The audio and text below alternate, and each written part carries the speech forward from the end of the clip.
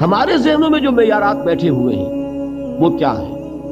کامیابی پیسے سے ہے، کامیابی جائیداد سے ہے، کامیابی کاروبار سے ہے، کامیابی شہرت سے ہے، کامیابی اقتدار سے۔ یہ معیارات ہے۔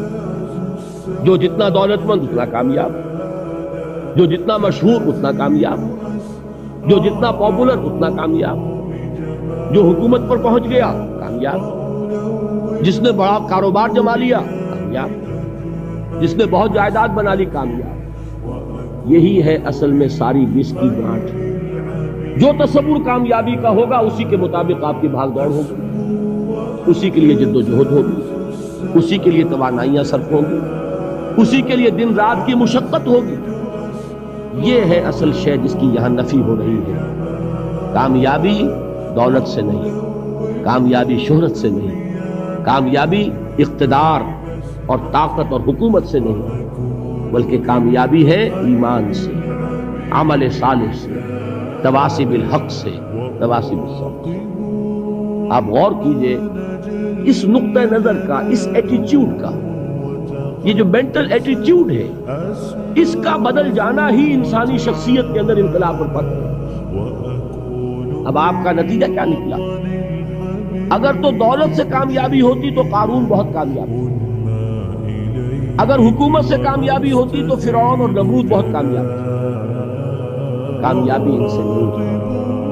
کامیابی انسان دولت میں قارون کی دولت تک پہنچ جائے اور دنیا میں دبدبہ اور اقتدار اور سلطنت اور حکومت کے اعتبار سے وہ نمرود اور فرعون کا مقام حاصل کر لے، وہ ناکام ہے، خائب ہے، خاسر ہے، برباد ہے۔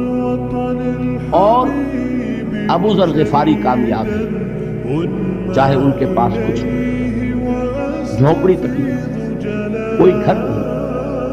حضور نے فرمایا ہے اللہ کے کچھ بندے ایسے ہوتے ہیں جو کسی محفل میں جانا چاہیں تو انہیں اجازت نہ ملے، جو کہیں اگر رشتہ کرنا چاہیں کوئی ان سے رشتہ کرنے کو تیار نہیں، کہیں کوئی سفارش کرنا چاہے تو ان کی کوئی بات ہی نہ سنے۔ لیکن اللہ کے ہاں ان کا وہ مقام ہے کہ اگر بھولے سے بھی کسی بات پر قسم کھا بیٹھتے ہیں تو اللہ ان کی قسم کی لاج رکھتا ہے۔ یہ ہے فرق، یہ جان لیجیے اچھی طرح۔ اس بات کا مان لینا آسان، اس پر سبحان اللہ کہنا آسان، لیکن اس کے مطابق آپ کے اپنے ذہن کا بدل جانا بہت مشکل ہے۔ اس لیے کہ ہم متاثر ہوتے ہیں اپنے ماحول سے۔ وہ بڑا محل ہے، دیکھ کر ایک دفعہ جھجری آتی، وہ بڑی سی 20 فٹ لمبی کار سناٹے کے ساتھ آپ کے پاس سے گزر گئی۔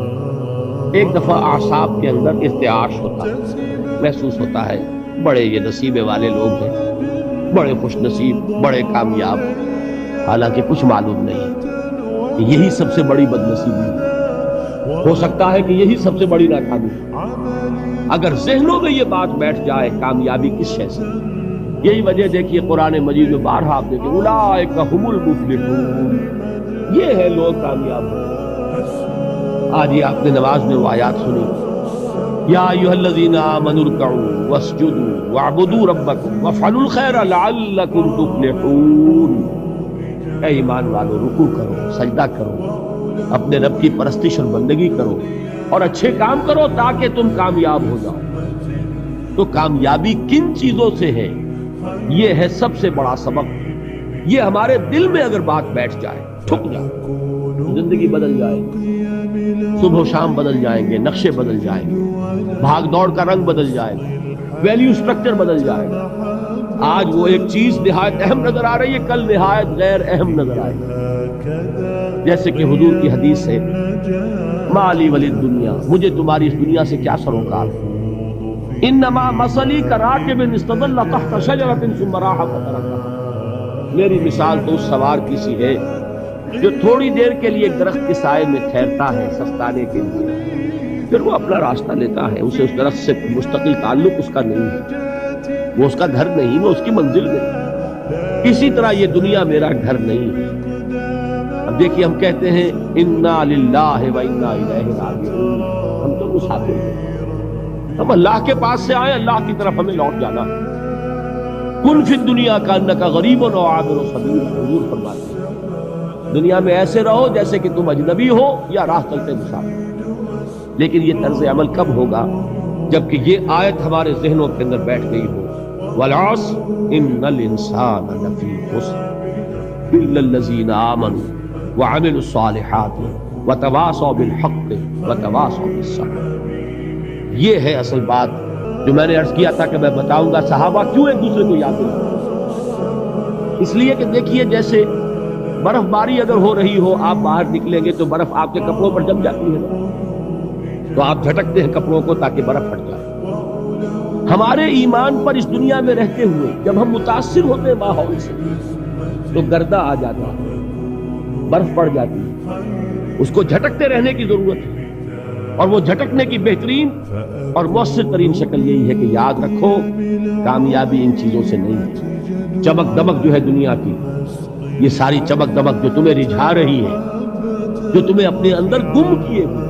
یہ لفظ گم پر اقبال کا وہ شعر یاد آ گیا کہ کافر کی یہ پہچان کے آفاق میں گم، اور مومن کی یہ پہچان کے گم اس میں ہے آفاق. تم گم نہ ہو کر رہ جاؤ اس میں، مبہوت نہ ہو کر رہ جاؤ، مرعوب نہ ہو کر رہ جاؤ. دنیا ہی کی محبت تمہارے اوپر ڈیرے نہ ڈالے، تمہارے دلوں کے اوپر مسلط نہ ہو جائے. لہذا تازہ کرتے رہا کرو والعصر ان الانسان لفی خسر الا الذین آمنوا وعملوا الصالحات وتواصوا بالحق وتواصوا بالصبر. پھر یاد کر لو، پھر تازہ کر لو اپنے اس یقین کو کہ کامیابی دولت سے نہیں، کامیابی ثروت سے نہیں، کامیابی اقتدار سے نہیں، کامیابی شہرت سے نہیں، کامیابی جائیداد سے نہیں، کامیابی ہے ایمان سے، کامیابی ہے عمل صالح سے، کامیابی ہے تواصی بالحق سے، کامیابی ہے تواصی بالصبر سے. یہ چار چیزیں ہیں کہ جو کامیابی کے لوازم ہیں.